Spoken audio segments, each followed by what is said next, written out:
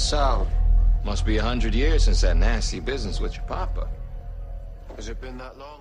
Klaus is an original vampire. His family were the first vampires to ever walk the planet. He's also a hybrid. He's half vampire, half werewolf, because his father was a werewolf, different to my siblings. My siblings had a different father, so they're really my half-siblings.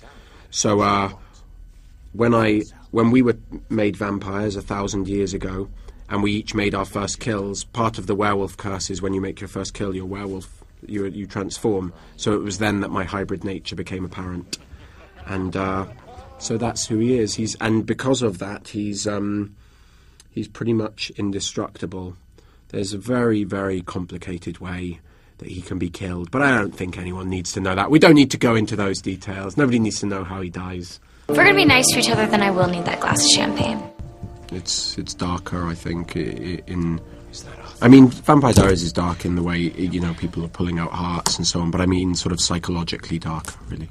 It's a difficult one for the writers because they have to assume that there'll be people who have watched every single episode of the Vampire Diaries, there'll be people who've never watched the Vampire Diaries, and there'll be people who've watched, a few episodes and don't remember anything.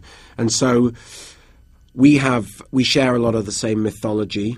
The way that the vampires react to sunlight, the way the originals, their kind of mythology, a werewolf bite kills a vampire, that sort of thing. My blood is the cure for pretty much everything, that sort of thing. But it's important for us to re-establish those rules for anyone who isn't aware of them and to do it in a fun way. Marcel may be able to keep us from practicing real magic in this town, but as keepers of the balance, we still know when nature has cooked up something new. For example, I have a special gift of sensing when a girl is pregnant.